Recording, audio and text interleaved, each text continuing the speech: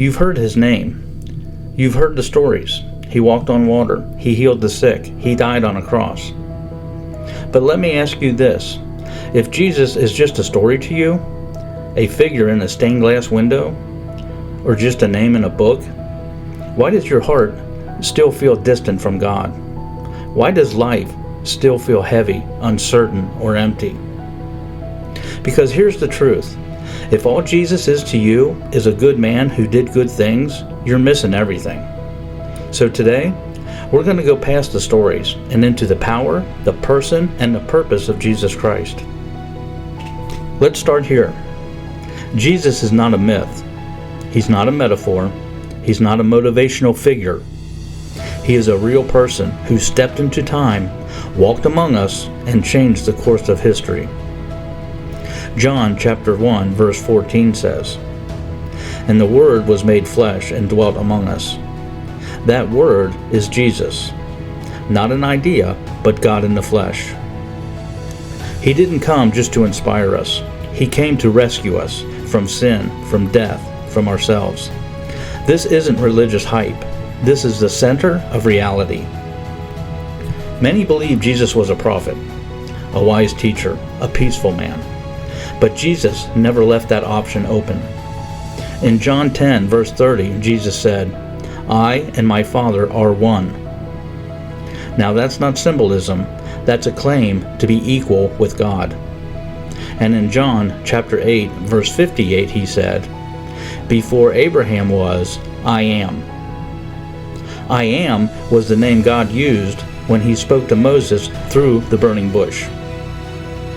Jesus wasn't being poetic. He was identifying himself as the eternal I am. That means he wasn't just sent by God, he is God. So if Jesus is God, why did he suffer? Why did he die? Here's why. God is holy. We are sinful, and sin separates us from him. Romans 5 verse 8 says, "But God commendeth his love toward us, in that, while we were yet sinners, Christ died for us." He didn't wait for us to clean ourselves up. He took our place. He bore the judgment. He wore the shame. He died the death we deserved so we could live the life he earned. And then, he rose again. Death couldn't hold him. Sin couldn't stain him. Because he wasn't just another man. He was God in the flesh and has victory over death. So let me pause right here. Because this isn't just theology. This is your story too. This is your turning point. If Jesus really did all of this, then he isn't asking for applause. He's asking for surrender. In John 14 verse 6, Jesus said, "I am the way, the truth, and the life. No man cometh unto the Father but by me." So not a way, but the way. So if you're feeling lost, confused, or disconnected from God, Jesus isn't one option on the spiritual menu. He is the only door into eternal life. He didn't come for fans, he came for followers. Not people who just know about him, but people who are transformed by him. So let me ask you, who is Jesus to you? Not your parents, not your church, you. Because if Jesus really is who he says he is, you can't ignore him. You can't replace him. And you can't live fully without him. He's calling right now, not to judge you, but to save you. Not to fix your behavior, but to change your heart.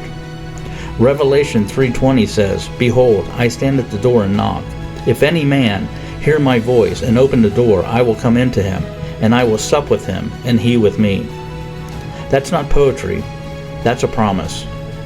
Jesus is knocking right now on the door of your heart, but only you can open it.